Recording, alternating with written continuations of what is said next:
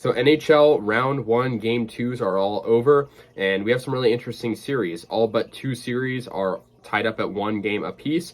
And yeah, let's get into this. So the Carolina Hurricanes take game two and take a 2-0 series lead over the Bruins with a really commanding 5-2 victory over the Bruins, and they had a really good scoring attack in this game. The first goal was with 7 minutes left in the first period. Jesper Fast gets a goal. They really, had really good scoring early on. Sebastian Aho got a goal a minute and a half later, making it 2-0. In the second period, they had Aho getting another goal, making it 3-0. The Bruins got on the board, though, 5 minutes left in the second with Patrice Bergeron scoring. However, though, the Hurricanes would respond almost right away. They had a 2-man advantage and got a goal from Nino Niederreiter and went up 4-1. I mean, this wasn't even really close. And finally, Patrice Bergeron got another goal for the Bruins. He was playing good in this game. It was 4-2. And then Nino Niederreiter ended it at the end of the game, 5-2 final. Next, we have the Lightning tying up the series against the Toronto Maple Leafs, winning 5-3 over Toronto. This was a really good game. I mean, the Lightning sort of controlled the pace early, and that really led to their victory. Their first goal came from Victor Hedman. It was a nice goal. It was actually like a buzzer beater, essentially, with time expiring almost on, in the first period. So Hedman gets the first goal of the game. Second period, Corey Perry gets a goal for Tampa Bay. And Toronto would later on respond with about 12 minutes left in the second with a goal from Michael Bunting, and that made it 2-1. So Toronto gets on the board. However, Nikita Kucherov, with about halfway through the second period, got Tampa on the board again, so it made it 3-1 Lightning. And yeah, the Lightning played pretty good in this one. I got to give them credit. I mean, it was a very good game. Brandon Hagel got the next goal of the game for Tampa, making it 4-1, and they were very much controlling the pace. Braden Point made it 5-1, and Toronto would actually score with Mitch Marner scoring. They had a little bit of a rally at the end there. Alexander Kerfoot got a goal, making it 5-3, but Tampa did go on to win 5-3. Next, we have another series that is now tied up. The Wild take a 6-2 victory over the Blues, despite losing game one. This was a good game from the Wild in the first period. They had 3 goals in the first period.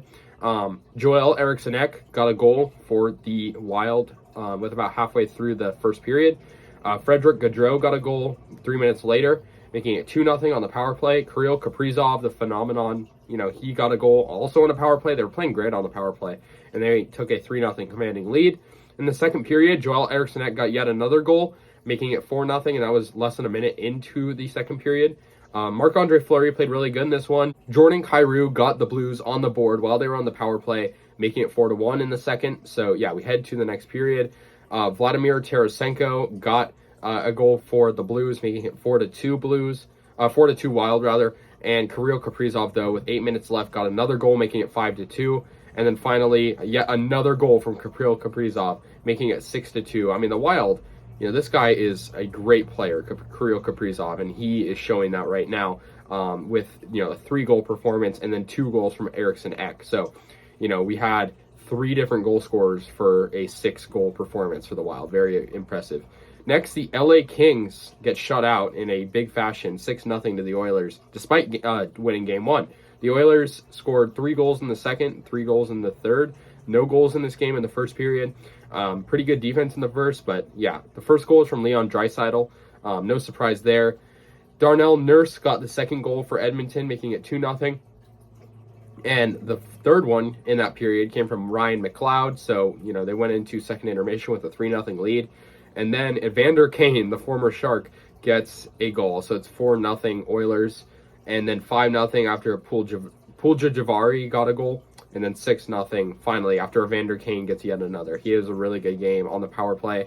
And so the Oilers take this one easily. Next, we have the New York Rangers taking a 5-2 victory. Despite losing, obviously, game one in overtime, they take game two 5-2. Very good game for the Rangers. Their scoring attack led early. Andrew Kopp got the first goal for them, making it 1-0, and that was early on in the game. However, Jake Gensel did tie it up for Pittsburgh. So a little bit of back and forth going on. Ryan Strome got New York out in front once again, though, and made it 2-1. Chris Kreider got a goal, making it 3-1.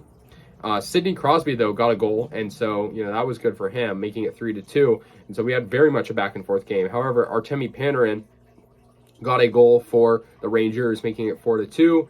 And then Frank Vetrano got a goal, making it 5-2, and they would go on to win. Shesterkin had a good game in net, and yeah. Next, the Florida Panthers tie up the series at 1 with a 5-1 victory over the Washington Capitals. Obviously, it was surprising they lost game 1, so they had something to prove here. So it was a very good game.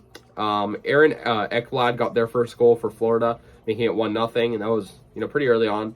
Alexander Barkov got the second goal, making it 2-0, so they took an early lead. However, Capitals did get on the board with a Nicholas Backstrom goal, and that was, early on in the second period, making it 2-1.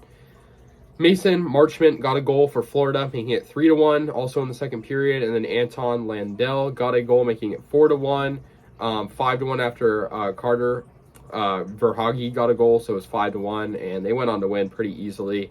Panthers had a really good defense performance. I mean, they're a very strong team, no doubt. So, yeah, next we have the Colorado Avalanche winning in overtime over the Predators, 2-1. Obviously, I think that, everyone was thinking the Avs were going to win, but in overtime, it was a little bit close.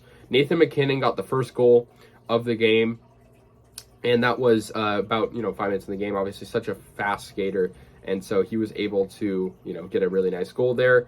And that was, the only goal in the first period for the Avs. Obviously, the other goal, the lone goal for Nashville also came in the first period as well.